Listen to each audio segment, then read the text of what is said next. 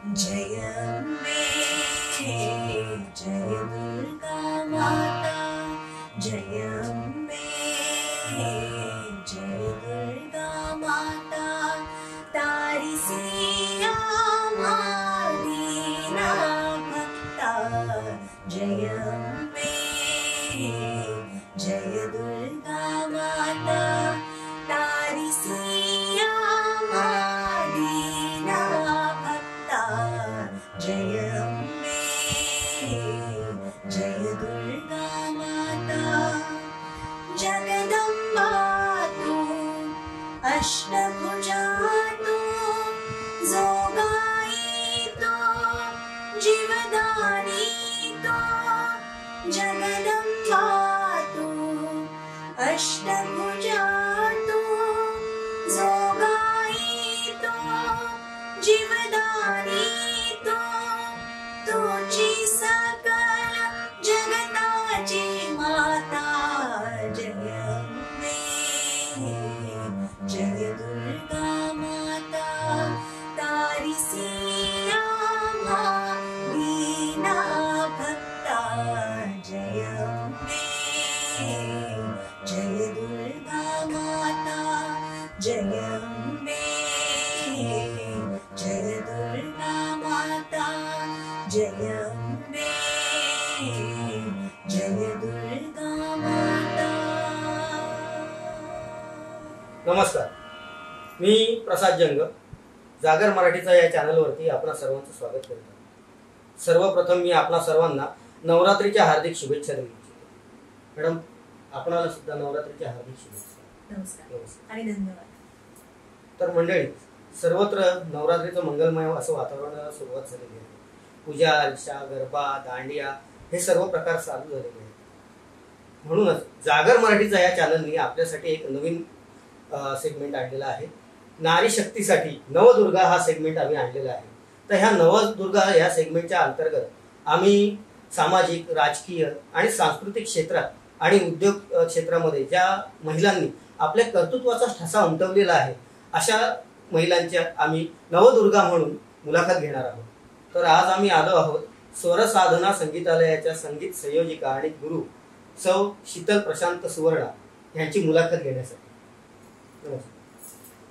Madam, गेली 20 वर्ष तुम्ही संगीत क्षेत्रात आहात, गायन क्षेत्रात आहात। तर तुम्हाला असा संगीताचा तुमच्या घरातून असा काही वारसा लाभलेला आहे का? तुम्हाला एक आवड म्हणून तुम्ही संगीताकडे, संगीत क्षेत्राकडे वळालात? प्रथम तर सर्व प्रेक्षकांना सुद्धा नमस्कार। आणि माझ्या घरात आजोबा माझे श्री दत्तात्रय विनायक फणसे आणि माझ्या आईच्या सुद्धा माहेरी गाण्याचं वातावरण होतं। माझे आजोबा तर उत्तम हार्मोनियम वादक आणि गायक होते, तसेच ते रचना सुद्धा करायचे, बरेच कविता त्यांच्या लिहिलेल्या आहेत। आणि वडिलांच्या सुद्धा, वडिलांमध्ये तोच म्हणजे सांगीतिक वारसा आला। आणि घरात आमच्या दर गुरुवारची भजनं चालायची आणि दर शनिवार रविवारच्या आमच्या घरामध्ये ओटीवर, आमचं जुनं कौलारू घर होतं आगाशीला, आहे अजूनही।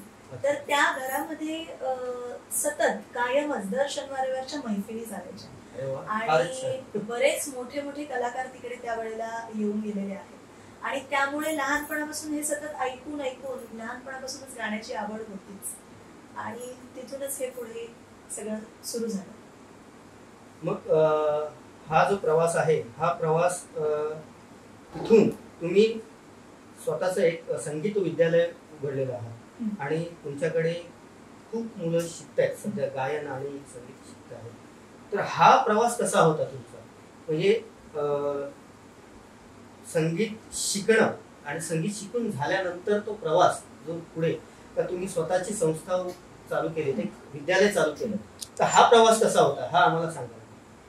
हा, पहिले तर घरातूनच आलेलं असल्यामुळे शिकायला पहिल्यांदा सुरुवात केली। माझ्या पहिल्या, अगदी लहानपणी 5वीत असताना मी पहिल्यांदा शिकायला सुरुवात केली आणि माझ्या पहिल्या गुरु सौ अचला पटवर्धन, अचला पटवर्धन माईंकडे शिकायला सुरुवात केल्यानंतर शाळेत असताना शिकत गेले, गाण्याच्या परीक्षा देत गेले आणि मग हळूहळू पुढे मग मी पंडित मनोहर चिमोटे, आपल्या विरारमधीलच सुप्रसिद्ध हार्मोनियम वादक आणि गायक असे दोन्ही होते.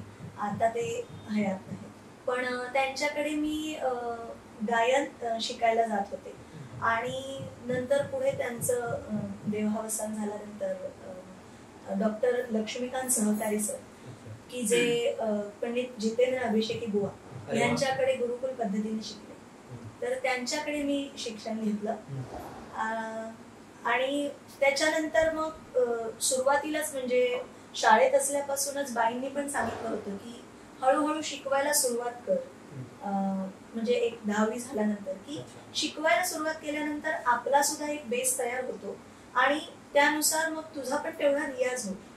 पण मग पुढे पंडितजींकडे जेव्हा जायला लागले तेव्हा मी पंडितजींना विचारलं भीतच की सुरुवात करू का, की मी तेवढी कॅपेबल आहे का, की मी शिकवू शकते का लहान मुलांना. तर पंडितजींनी सुद्धा तसंच सांगितलं की सुरुवात जर केली शिकवायला तरच तुझा पुढे बेस चांगला तयार होईल आणि त्यानुसार तुझा बेस तयार होईल आणि हळूहळू मुलं सुद्धा तयार करायला तुला पण कसं काय शिकवायला हवं, काय पद्धतीने शिकायला हवं. आपण स्वतः शिकवायला लागल्याशिवाय तर कळणार नाही. त्यामुळे तू शिकवायला सुरुवात करायला हरकत नाही असं त्यांनी सांगितल्यानंतर मग मी गायन आणि हार्मोनियम वादन असं दोन्ही शिकवायला सुरुवात केली. आणि हार्मोनियम वादन म्हणाल तर मी हार्मोनियम अशी कुठे शिकले नाही. माझ्या घरात आजोबांकडे पूर्वीपासून म्हणजे ते वाजवत असायचे, तर त्यांचं बघून आणि अगदी सुरुवातीला बाईंनी मला फक्त सारेगमपधनिसाचं फिंगरिंग दाखवलं. काळी 4 काळी 5 मध्ये मी गायला जेव्हा सुरुवात केली शिकवायला तेव्हा त्या स्केलमध्ये त्यांनी मला वाजवायला शिकवलं.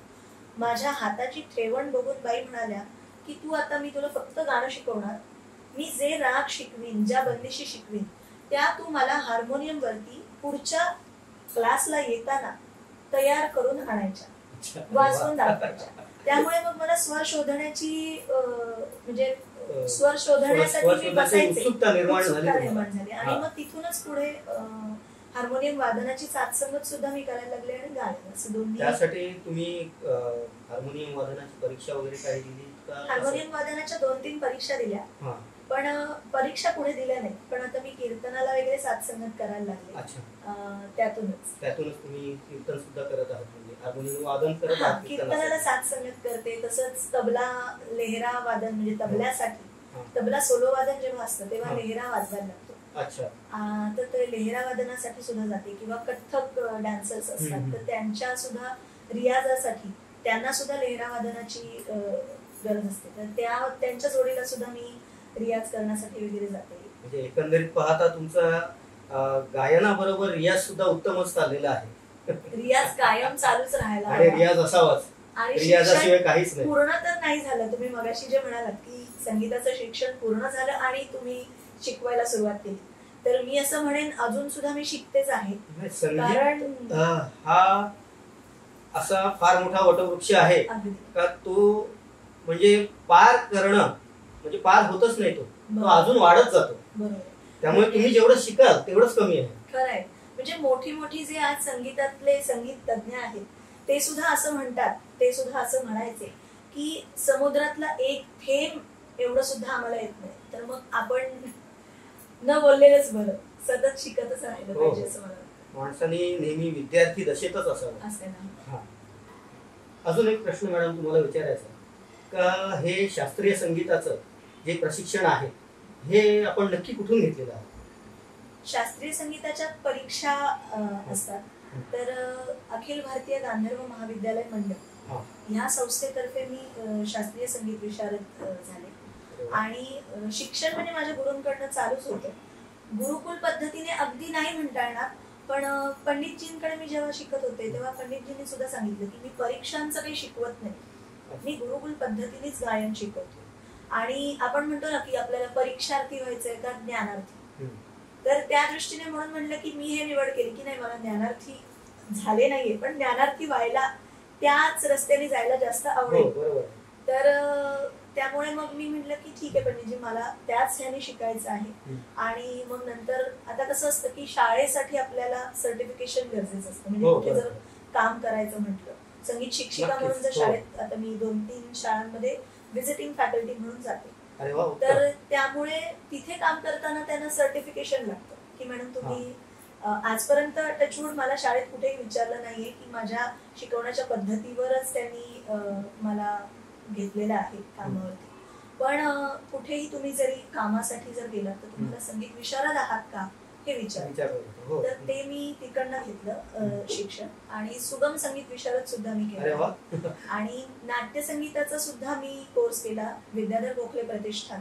इथून मी 2 वर्षाचा दादरकरबाई आणि श्रीकांत दादरकर सर आणि शुभदा दादरकरबाई यांच्यातर्फे मी नाट्यसंगीताचा 2 वर्षाचा कोर्स केला. तिथे नाट्यसंगीताचा जर तुम्ही कोर्स केलेला आहे तर कधी संगीत नाटकामध्ये तुम्ही काम केलं आहात का? हो, संगीत नाटकात मी म्हणजे अचानक आपण म्हणतो ना की कुठून तरी संधी येते, तसं त्याच्या आधी लहानपणी आई मला नेहमी म्हणायची की तू फार म्हणजे ऍक्टिंग सुद्धा करतेस, डान्स पण मी करायचे. पण आई अप्पा मला नेहमी म्हणायचे की 10 ठिकाणी हे करण्यापेक्षा एकच तू फोकस ठेव की गायन कर आणि नृत्य वगैरे मग आपण पुढे जाऊन तुला जर इच्छा असेल तर तू शिक, आवड आहे तर. त्यामुळे पण आई मला नेहमी सांगायची की लहानपणी सुद्धा ऍक्टिंग करायची, पण ते मला आठवत नाही. पण अचानक संधी आली. अमर कला संगीत मंडळ जे आहे आपल्या नालासोपारामध्येच आहे, तर त्यांच्याकडनं मला अचानक विचारणा झाली की आम्ही दरवर्षी स्पर्धेमध्ये भाग घेतो. महाराष्ट्र राज्यस्तरीय संगीत नाटक स्पर्धा अशा होतात दरवर्षी. तर त्या स्पर्धेमध्ये आम्ही भाग घेतो, तर तुम्ही लीड रोल कराल का त्याच्यामध्ये? संगीत सौभद्र हे नाटक त्यांना ते करणार होते आणि त्याच्यामध्ये सुभद्रेचं काम कराल का? तुम्ही त्यांना तेव्हा म्हटलं की मी ऍक्टिंग अजिबात केलेली नाहीये कधीच आयुष्यात. गायन म्हटलं मी करू शकेन, कारण मी त्याच दरम्यान विद्याधर गोखले प्रतिष्ठानचा तो नाट्यसंगीताचा कोर्स सुद्धा करत होते. तर त्या संदर्भात मग तेव्हा मला मिस्टर म्हणाले, कारण माझे मिस्टर सुद्धा ह्या क्षेत्रामध्ये म्हणजे नाटकांमधून कामं केलेली आणि त्यामुळे त्यांना पण ते मागे पडले. ते म्हणाले तू पुढे जा कला क्षेत्रात, दोघांनी जम चालणार नाही. त्यामुळे पण त्यांनी अगदी म्हणजे वसई तालुका म्हणा स्टेट लेवल पर्यंत त्यांनी बक्षिसं वगैरे मिळाली होती त्यांना. त्यामुळे मला ऍक्टिंगची मदत, त्यांच्या डायलॉग डिलिव्हरी म्हणा किंवा ह्या सगळ्या गोष्टी त्यांची खूप मदत झाली. आणि अमर कला संगीत मंडळाचे जे मुकुंद अप्पा वझे आहेत किंवा सुभाष काका, तर त्यांची खूप मदत झाली. आणि मग त्यामध्ये पहिल्याच वर्षी भाग घेतला आणि मला तिथे गायनाबद्दल पारितोषिक सुद्धा मिळालं. आणि मग तिथून पुढे संगीत नाटकांचा प्रवास चालू झाला. म्हणजे मी बऱ्याच संगीत नाटकांमधून काम केलं. अमृत मोहिनी किंवा सुवर्ण तुला, मानापमान, मत्स्यगंधा, सौभद्राचे तर बरेच प्रयोग झाले. गोवा, रत्नागिरी या ठिकाणी बरेच प्रयोग झाले. फारच म्हणजे उत्तम तुमची वाटचाल चाललेली आहे. कारण आजच्या काळात जर म्हणाल तर संगीत नाटक हे कुठे दिसतच नाहीये आणि तो संगीत नाटकाचा वारसा तुम्ही जपताय, ह्याचा खूप आम्हाला अभिमान वाटतोय. का ही वाटचाल तुम्ही पुन्हा अशी पुढे चालूच ठेवा, तुम्ही इथे थांबूच नाही असं आम्हाला वाटतंय. आणि असं पण आम्ही ऐकलं का ह्याच नाटकासाठी तुम्हाला पुरस्कार सुद्धा मिळाला. आणि मला वाटतं अजूनही काही पुरस्कार आपल्याला मिळालेले आहेत. आताच मला वाटतं एक लेटेस्ट मधला काही वसई रिदम ह्या संस्थेतर्फे काही एक पुरस्कार असतो, रिदम वसईकर. अच्छा, त्या संस्थेतर्फे तुम्हाला एक पुरस्कार मिळालेला आहे. म्हणजे आता जसं तुमच्या माध्यमातून आज तुम्ही सांस्कृतिक सामाजिक ह्या क्षेत्रांमध्ये कार्यरत असणाऱ्या महिलांचा सन्मान म्हणून तुम्ही आज जसं माझे म्हणजे बऱ्याच मुलाखती तुम्ही घेत आहात, तर तसंच त्यांनी पण रिदम वसईकर हा जो ग्रुप आहे त्यांचे मेरविन डाबरे म्हणून आहेत सर, त्या दादांनी सामाजिक, सांस्कृतिक आणि साहित्यिक अशा क्षेत्रातील वसई तालुक्यात जे बरेच वर्षापासून कार्यरत आहेत त्यांचा सन्मान म्हणून त्यांनी तो पुरस्कार दिला. त्यामध्ये माझीही निवड झाली. फारच उत्तम पुरस्कार देण्यात गोष्ट आहे का त्यांनी असं काही सुरुवात केलेली आहे. संगीत क्षेत्रामध्ये काम करत असताना स्वतः तुम्ही संगीत कंपोज करता, संगीताला साथ देता. तर आम्ही असं सुद्धा ऐकलं आहे का तुम्ही एक शीर्षक गीत आहे ते स्वतः स्वरबद्ध सुद्धा केलं आणि त्याला स्वतः चाल दिलेली आहे, तर त्याबद्दल आम्हाला काही सांगू शकाल का? हो, सिग्नेट मराठी आपल्या वसई तालुक्यातलाच चॅनल आहे. त्यामध्ये मेहुल शहांनी मला अप्रोच केलं होतं आणि सिग्नेटची मेजवानी म्हणून त्यांचा शो जो आहे तो अजून सुद्धा चालू आहे त्यांचा. आणि तो तुम्ही पाहू शकता सिग्नेट केबल नेटवर्क चॅनलवर. तर त्या चॅनलचं जे शीर्षक गीत आहे ते मी संगीतबद्ध केलं होतं आणि मी स्वतःच गायले होते त्याच्यामध्ये. आणि माझ्या विद्यार्थ्यांनी त्याच्यामध्ये कोरस पण दिला होता, माझी मुलगी आणि माझे इतर विद्यार्थी. आणि आपल्या अर्नाळ्यालाच राहते अमृता सामंत म्हणून, तिने ते गीत रचलं होतं. तर असा सगळा तो प्रवास. ही जी मुलाखत आहे मॅडम, ही इंटरनेटच्या माध्यमातून आता जगभर पाहिली, तर ह्यामध्ये विद्यार्थी असतात, पालक असतात. तर विद्यार्थ्यांना आणि पालकांना तुम्ही संगीत क्षेत्राबद्दल आणि संगीत शिकण्याबद्दल काही मार्गदर्शनपर काही शब्द सांगू शकाल का? नक्कीच. संगीत शिकायचं जर म्हटलं तर एक तर पहिल्यांदा खूप पेशन्स लागतात. म्हणजे पी हळद आणि हो गोरी असं म्हणून जी म्हण आहे, तर तसं आलं. म्हणजे रियालिटी शोज मुळे आता इतकं असं झालंय ना की पालकांना असं वाटतं की माझी मुलगी 2 महिन्यात लगेच स्टेजवर उभी राहील काय, पण ते तसं नसतं. त्याच्या मागे खूप रियाज करावा लागतो पहिली गोष्ट तर. आणि रियाज करण्यासाठी आधी तर कोणतरी तुम्हाला गुरु करावा लागेल, कारण गुरु असं असतं की तो मार्ग दाखवत असतो. आणि त्यामुळे मार्गदर्शन घेतल्याशिवाय आजकाल सगळेजण युट्यूब, नक्कीच त्या युट्यूबच्या गाणी ऐकून शिकण्याच्यामध्ये फरक पडतो ऐकल्यामुळे, कारण ती पद्धती आहेत शिकण्याच्या. पण शेवटी युट्यूबच्या माध्यमातून ऑनलाईन ऐकून गाणं शिकणं स्वतः, आणि ते गाणं तर मी ते गाणं जे गातीये ते योग्य गातीये का नाही हे सांगायला कोणीतरी हवं. नाही तर आपल्याला असं वाटत राहतं की मी गाते ते योग्यच आहे. तुम्ही आताच म्हणालात युट्यूब, तर तुमचं असं काही युट्यूब चॅनल वगैरे तुम्ही क्रिएट केलेलं आहे का? हो आहे. म्हणजे ऍक्च्युली लॉकडाऊन मध्ये युट्यूब चॅनल मी क्रिएट केला, कारण तेव्हा लॉकडाऊन मध्ये सगळेच घरी होते. आणि मग तेव्हा म्हटलं कुठल्याच माध्यमातून मी म्हणजे इतकी सवय असते ना गाण्याचा कार्यक्रम करण्याची, त्यामुळे सतत लोकांमध्ये असण्याची. मग आता कुठल्या माध्यमातून जाता येईल, तर तेव्हा माझी मुलगी म्हणाली की आई आपण युट्यूब चॅनल का नाही चालू करूया, मग त्या माध्यमातून तुला प्रेक्षकांशी संवाद साधता येईल. तेव्हा मग मी युट्यूब चॅनल केला. आणि मग मी, माझी मुलगी आणि मिस्टर असे म्हणून आम्ही ते माझ्या शीतल सुवर्ण नावाचं युट्यूब चॅनल आहे, आणि त्याच्यावरती मग आम्ही व्हिडिओ करणं, आणि मग माझे संगीतबद्ध स्वतः मी केलेले आहेत. काही संपूर्ण वंदे मातरम मी वेगळ्या चालीत बांधलेला आहे. माझ्या वडिलांच्या काही रचना आहेत, माझ्या आजोबांच्या काही रचना आहेत, त्या सुद्धा मी संगीतबद्ध करून माझ्या चॅनलवर अपलोड केलेल्या आहेत. किंवा माझ्या गाण्याचे कार्यक्रमातल्या ज्या लाईव्ह परफॉर्मन्सेस आहेत, इव्हन माझ्या स्वरसाधना संगीतालयातर्फे आता मी गेली 3 वर्ष, आता हे 3रं वर्ष झालं, गुरुपौर्णिमेनिमित्त गायनाचा कार्यक्रम करते. तर शास्त्रीय संगीत लोकांपर्यंत जास्तीत जास्त चांगल्या पद्धतीने पोहोचवलं जावं. आणि मुलांनी शास्त्रीय संगीत, भले तुम्ही गाणी गा, पण शास्त्रीय संगीत हा बेस आहे. आणि शास्त्रीय संगीत म्हणजे पायात जर आपला पक्का नसेल तर बिल्डिंग पुढे कशी चांगली उभी राहणार ना, तर तसं आहे. त्यामुळे शास्त्रीय संगीत प्रत्येकाने गायलाच हवं, हा माझा म्हणजे त्याच्या मागे आग्रह असतो. त्यामुळे संगीत शिकण्यासाठी आधी तर सातत्य हवं, खूप पेशन्स हवा, आणि डेडिकेशन हवं. म्हणजे आपण म्हणतो ना, एखादं झोपून द्यायला लागतं ते शिकण्यासाठी. आपण इतर काही कामं करत जरी असलो तरी सुद्धा बॅक ऑफ द माइंड आपल्या सतत विचार पाहिजे. म्हणजे नुसता रियाज करा म्हणजे काही वेळेला असं विचारतात मग सतत गात राहायचं का, तर सतत गात राहणं म्हणजे रियाज करणं असं नाही. तर विचार, मनन, चिंतन हे सुद्धा त्या बाबतीत असलं पाहिजे. आणि विचार, मनन, चिंतन केव्हा होईल, बरेच वर्ष जेव्हा तुम्ही शास्त्रीय संगीत गायन शिकत राहाल तेव्हा तुम्हाला त्या विचार करण्यासाठीच्या जागा ज्या आहेत, विचार करणे म्हणजे काय, तर त्या रागाचा विचार करणे, हे करण्यासाठी तुम्ही आधी शिकलाच नाही तर तुम्ही तो विचार करू शकणार नाही. त्यामुळे सतत शिकणं, शिकत राहणं हे असलं पाहिजे असं मला वाटतं. फारच छान. खूप अतिशय मोलाचा सल्ला तुम्ही इथे विद्यार्थ्यांना आणि पालकांना दिलेला आहे, त्याबद्दल मी आपले मनापासून आभार मानतो. आणि आपलं जे युट्यूब चॅनल आहे शीतल सुवर्ण, हे आम्ही नक्कीच सबस्क्राईब करू. आणि जे कोणी ही मुलाखत पाहत आहेत, जे विद्यार्थी आहेत, पालक आहेत, त्यांना सुद्धा आम्ही हे सांगतो का हे चॅनल सबस्क्राईब करा, जेणेकरून तुम्हाला संगीत क्षेत्रामध्ये काही करायचं असेल तर ह्याच्यामधनं तुम्हाला इन्स्पिरेशन मिळू शकतं. तर मंडळी, आज आपल्यासोबत होत्या सौ शीतल प्रशांत सुवर्ण. त्यांनी आपल्याला संगीताबद्दल फारच मोलाचं मार्गदर्शन केलेलं आहे. तर मी आणि माझी टीम, जागर मराठीचं ही टीम नवदुर्गा या सेगमेंटमध्ये त्यांनी आम्हाला मुलाखत दिल्याबद्दल मी त्यांचे आभार मानतो.